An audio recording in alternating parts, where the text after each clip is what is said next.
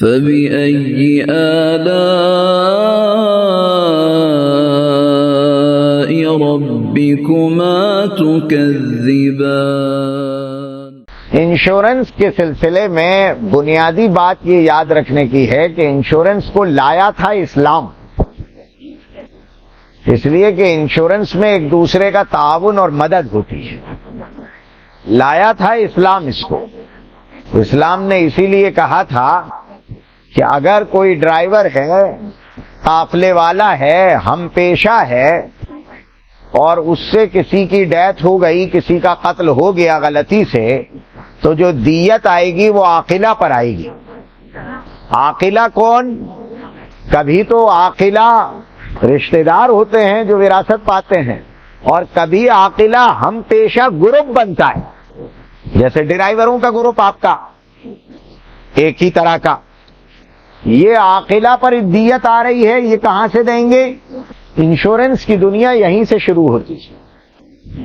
تو شروعات تو اسلام نے کی تھی، لیکن یہ چلا گیا بعد میں بزنس والوں کے، اور بزنس والوں نے اس میں دھوکہ دھڑی شروع کر دی۔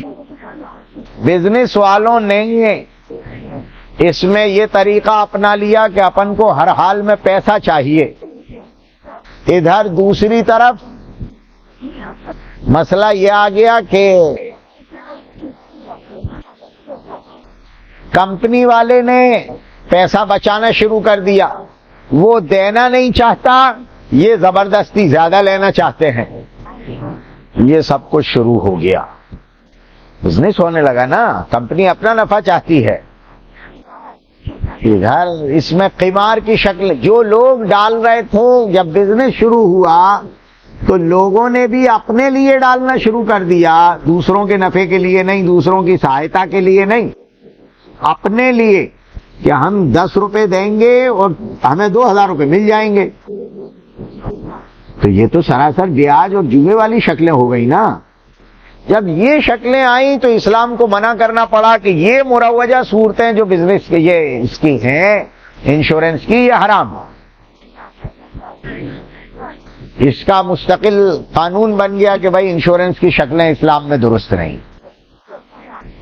لیکن پھر مسئلہ آیا کہ جو گورنمنٹ کی نظر میں وہ پیشے ہیں جن میں جان کا خطرہ ہے، گورنمنٹ ان کا انشورنس قانونی طور پر کراتی ہے، لازمی طور پر۔ فائر بریگیڈ والوں کا ہوتا ہے، ڈرائیوروں کا ہوتا ہے، ریلوے والوں کا ہوتا ہے، ہوائی جہاز والوں کا ہوتا ہے، فوج والوں کا ہوتا ہے، پولیس والوں کا ہوتا ہے، جتنے لوگوں کو بھی جان کا خطرہ ہے ان سب کا انشورنس گورنمنٹ کراتی ہے، کمپلسری انشورنس ہے، اور اس کا پیسہ گورنمنٹ دلواتی ہے۔ یہ کہا گیا کہ بھائی چلو یہ والے پیسے لے سکتے ہیں، یہ گورنمنٹ کے وایا ہو رہے ہیں۔ پھر مسئلہ آیا دوسرا، فسادات شروع ہوئے اور باقاعدہ مسلم املاک نشانے بنائی گئیں، اور جن لوگوں کو حفاظت کرنی چاہیے وہ حفاظت نہیں کرتے۔ مسلم املاک کو، مکانات کو، دکانوں کو، کاروبار کو بے پناہ نقصان پہنچتا ہے، برسوں سے پہنچتا چلا آ رہا ہے۔ اب دوسرے لوگ تو ان املاک کا ہرجانہ وصول کر لیتے ہیں انشورنس کے ذریعے سے۔ مسلمان جب انشورنس نہیں کرا سکتا تو اس کی ملکیت کو نقصان بھی ہو گیا، آگے کا بند بھی ہو گیا، اور جو گیا اس کا کوئی ہرجانہ بھی وصول نہ کر سکا وہ۔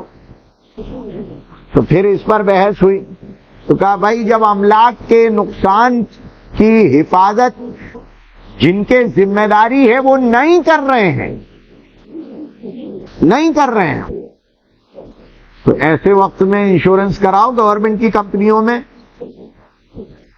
تاکہ اگر نقصان پہنچے اور حفاظت کرنے والے حفاظت نہ کریں تو ہم یہ پریمیم، وہ لوگ اس کو پریمیم سمجھ کر وصول کرتے ہیں نیشنلائزڈ کمپنیز، اور ہم یہ سمجھ کر جمع کرتے ہیں کہ یہ حق حفاظت ہے جو ہم نے جمع کر دیا۔ اور پھر اگر نقصان پہنچا تو وہ اس کا کلیم مان کر ہمیں واپس کریں گے اور ہم اس کو ہرجانہ سمجھ کر لیں گے کہ بھائی جب آپ نے حفاظت نہیں کی تو ہرجانہ دیجئے. اس طرح کاروبار، مکان، دکان، گاڑی کا انشورنس کا جواز آیا. اگرچہ جائز نہیں تھا لیکن ان حالات کے تحت مجبوری میں اس کو جائز کیا گیا. پھر مسئلہ آیا ہیلتھ انشورنس کا، تو ہیلتھ انشورنس کو ناجائز قرار دیا گیا. کچھ علماء نے ہیلتھ انشورنس کے سلسلے میں شروع سے، جس میں بڑے بڑے مفتی سعید صاحب پالنپوری، شیخ الحدیث، سابق شیخ الحدیث دارالعلوم دیوبند، مولانا تقی عثمانی، مولانا خالد سیف اللہ رحمانی، ان جیسے عظیم عظیم فقہاء علماء ملکوں کے، وہ اس طرف گئے کہ انشورنس میں، ہیلتھ انشورنس میں، چونکہ کمپنی یہ ذمہ داری لیتی ہے کہ اگر تم بیمار ہو گئے تو ہم علاج پرووائڈ کرائیں گے، پیسے نہیں دیں گے آپ کو، ہم علاج کرائیں گے آپ کا. تو اس میں درمیان میں پیسہ نہیں آ رہا ہے، ڈائریکٹ علاج کو پرووائڈ کرا رہے ہوں. اس کا جواز ہونا چاہیے، لیکن دوسرے علماء نے منع کیا تھا کہ نہیں ہونا چاہیے. احتیاطاً لوگ منع والوں کے ساتھ چل رہے تھے ابھی تک، لیکن پریشانی یہ آئی کہ پہلے غریبوں کا علاج حکومتی اسپتالوں میں ہوتا تھا، سب جانتے ہیں. جو غریب ہوتا تھا سرکاری اسپتالوں میں چلا جاتا تھا، وہاں علاج ہو جاتا تھا. لیکن علاج نے جب ترقی کی تو پورا کا پورا علاج مشینری بیس ہو گیا، بہت مہنگا ہو گیا، مہنگی مہنگی مشینریز لگنے لگی. گورنمنٹ نے یہ کیا کہ اسپتالوں کے علاج میں پہلے تو سہولت کم کر دی تھی تاکہ لوگ پرائیویٹائزیشن کی طرف جائیں اور پرائیویٹ اسپتالوں میں علاج کرائیں. سہولت نہیں ملتی تھی، گندے سندے رہتے تھے، کوئی بیڈ جلدی نہیں ملتے تھے، ڈاکٹر دھیان نہیں دیتے تھے، پریشانیاں ہوتی تھیں، تو لوگ اس طرف چلے گئے. لیکن بعد میں تو یہ ہوا کہ جو ضرورت کی چیزیں ہیں وہی نہیں ہیں اسپتالوں میں، ساری مشینری نہیں دی جا رہی ہے، جو ضروریات ہیں وہی ان اسپتالوں میں پوری نہیں ہو رہی. تو اب جو مالدار تھے وہ تو پرائیویٹ اسپتالوں میں چلے گئے، جو غریب تھے وہ کہاں جاتے بیچارے، ان کو کون سہایتا دے. انہوں نے آواز اٹھائی تو حکومتوں نے نیا جملہ استعمال کیا کہ ہم تمہیں غریبی کا ایک کارڈ بنا کر دیں گے، اس کارڈ کی بنیاد پر تم فری میں پرائیویٹ اعلیٰ ہاسپٹلوں میں علاج کرا سکو گے.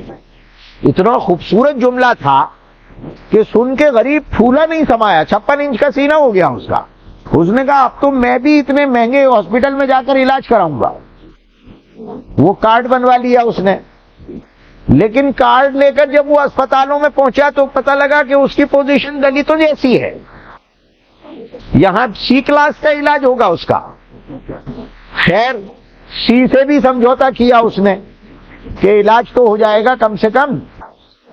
لیکن پتہ جب چلا، جب پھر نئی خبریں آنا شروع ہوئی کہ اگر آپ کو کینسر ہو گیا ہے اور آپریشن بھی ہونا ہے، انویسٹیگیشن بھی ہونا ہے، ریڈیشن بھی ہونا ہے، کیمو تھراپی بھی ہونا ہے، تو اس میں سے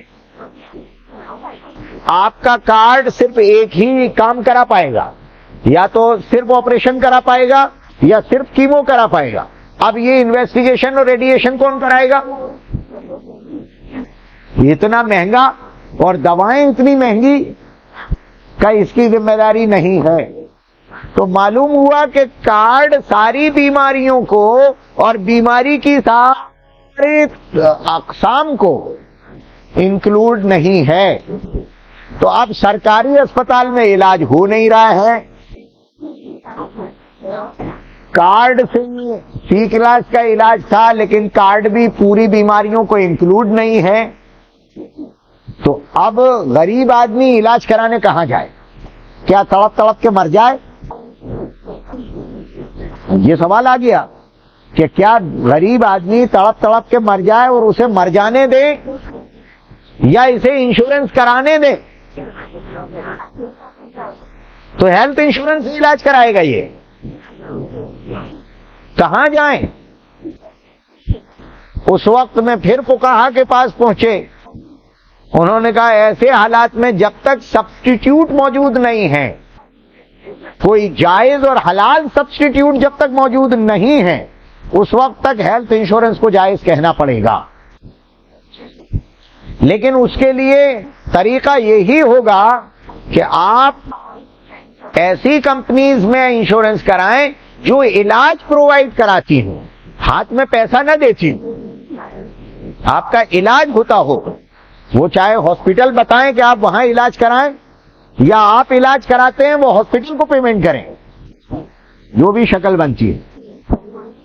اب یہ بات الگ ہے کہ اگر آپ کے پاس ہیلتھ انشورنس ہے تو اسپتال والے آپ کا جھوٹا آپریشن بھی کر سکتے ہیں، آپ کو 3 دن کی جگہ 6 دن کا مریض بھی کر سکتے ہیں، آپ کو دوا دے کر پہلے ری ایکشن کرا کے آپ کو 8 دن کا مزید مریض بھی بنا سکتے ہیں، اور آپ کا بڑا بل بھی بنا سکتے ہیں. وہ آپ نمٹنا.